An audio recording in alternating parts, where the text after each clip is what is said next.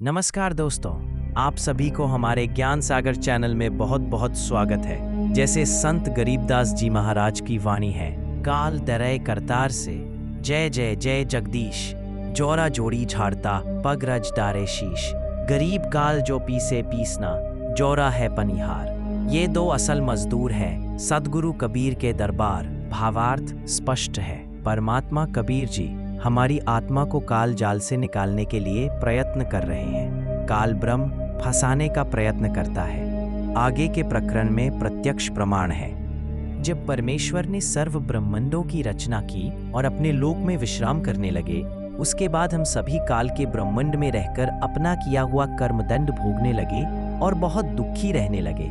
सुख व शांति की खोज में भटकने लगे और हमें अपने निज घर सतलोक की याद सताने लगी तथा वहां जाने के लिए भक्ति प्रारंभ की। किसी ने चारों वेदों को कंठस्थ किया तो कोई उग्र तप करने लगा और हवन यज्ञ ध्यान समाधि आदि क्रियाएं प्रारंभ की, लेकिन अपने निज घर सतलोक नहीं जा सके, क्योंकि उपरोक्त क्रियाएं करने से अगले जन्मों में अच्छे समृद्ध जीवन को प्राप्त होकर जैसे राजा महाराजा, बड़ा व्यापारी, अधिकारी, देव महादेव, स्वर्ग महास्वर्ग आदि वापस लख 84 भोगने लगे।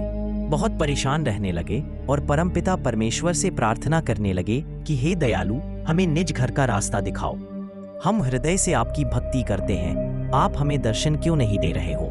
यह वृतांत कबीर साहब ने धर्मदास जी को बताते हुए कहा कि धर्मदास, इन जीवों की पुकार सुनकर मैं अपने सतलोक से जोग जीत का रूप बनाकर काल लोक में आया।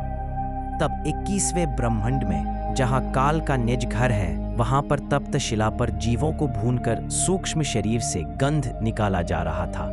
मेरे पहुंचने के बाद उन जीवों की जलन समाप्त हो गई। उन्होंने मुझे देखकर कहा कि हे पुरुष, आप कौन हो?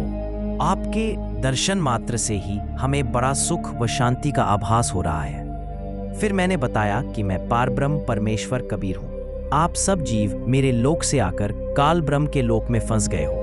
यह काल रोजाना 1 लाख मानव के सूक्ष्म शरीर से गंध निकाल कर खाता है और बाद में नाना प्रकार की योनियों में दंड भोगने के लिए छोड़ देता है। तब वे जीवात्माएं कहने लगी कि हे दयालु परमेश्वर, हमें इस काल की जेल से छुड़वाओ।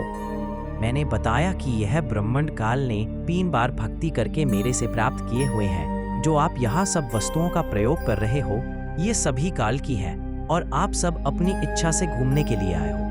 इसलिए अब आपके ऊपर काल ब्रह्म का बहुत ज्यादा ऋण हो चुका है और वह ऋण मेरे सच्चे नाम के जाप के बिना नहीं उतर सकता। जब तक आप ऋण मुक्त नहीं हो सकते, तब तक आप काल ब्रह्म की जेल से बाहर नहीं जा सकते। इसके लिए आपको मुझसे नाम उपदेश लेकर भक्ति करनी होगी, तब मैं आपको छुड़वा कर ले जाऊंगा। हम यह वार्ता कर ही रहे थे कि वहां पर काल ब्रह्म प्रकट हो गया और उसने बहुत क्रोधित होकर मेरे ऊपर हमला बोला। मैंने अपनी शब्द शक्ति से उसको मूर्छित कर दिया। फिर कुछ समय बाद वह होश में आया, मेरे चरणों में गिरकर क्षमा याचना करने लगा और बोला कि आप मुझसे बड़े हो, मुझ पर कुछ दया करो और यह बताओ कि आप मेरे लोक में क्यों आए हो। तब मैंने काल पुरुष को बताया कि कुछ जीवात्माएं भक्ति करके अपने निज घर सतलोक में वापस जाना चाहती हैं। उन्हें सतभक्ति मार्ग नहीं मिल रहा है, इसलिए वे भक्ति करने के बाद भी इसी लोक में रह जाती हैं।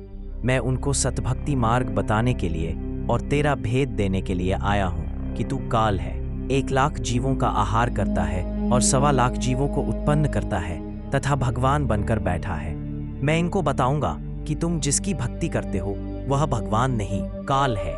इतना सुनते ही काल बोला कि यदि सब जीव वापस चले गए तो मेरे भोजन का क्या होगा? मैं भूखा मर जाऊंगा। आपसे मेरी प्रार्थना है कि 3 युगों में जीव कम संख्या में ले जाना और सबको मेरा भेद मत देना कि मैं काल हूँ, सबको खाता हूँ। जब कलयुग आए तो चाहे जितने जीवों को ले जाना। ये वचन काल ने मुझसे प्राप्त कर लिए। कबीर साहब ने धर्मदास को आगे बताते हुए कहा कि सतयुग, त्रेतायुग, द्वापर युग में भी मैं आया था और बहुत जीवों को सतलोक लेकर गया, लेकिन इसका भेद नहीं बताया। अब मैं कलयुग में आया हूँ और काल से मेरी वार्ता हुई है। काल ब्रह्म ने मुझसे कहा कि अब आप चाहे जितना जोर लगा लेना, आपकी बात कोई नहीं सुनेगा। प्रथम तो मैंने जीव को भक्ति के लायक ही नहीं छोड़ा है, उनमें बीड़ी, सिगरेट, शराब, मांस आदि दुर्व्यसन की आदत डालकर इनकी वृत्ति को बिगाड़ दिया है। नाना प्रकार की पाखंड पूजा में जीवात्माओं को लगा दिया है। दूसरी बात ये होगी कि जब आप अपना ज्ञान देकर वापस अपने लोक में चले जाओगे, तब मैं काल अपने दूत भेजकर आपके पंथ से मिलते जुलते 12 पंथ चलाकर जीवों को भ्रमित कर दूंगा। महिमा सतलोक की बताएंगे, आपका ज्ञान कथेंगे, लेकिन नाम जाप मेरा करेंगे, जिसके परिणाम स्वरूप मेरा ही भोजन बनेंगे। ये बात सुनकर कबीर साहब ने कहा कि आप अपनी कोशिश करना, मैं सतमार्ग बताकर ही वापस जाऊंगा और जो मेरा ज्ञान सुन लेगा वह तेरे बहकावे में कभी नहीं आएगा। सतगुरु कबीर साहब ने कहा कि हे निरंजन, यदि मैं चाहूं तो तेरे सारे खेल को क्षण भर में समाप्त कर सकता हूं, परंतु ऐसा करने से मेरा वचन भंग होता है। यह सोचकर मैं अपने प्यारे हंसों को यथार्थ ज्ञान देकर शब्द का बल प्रदान करके सतलोक ले जाऊंगा।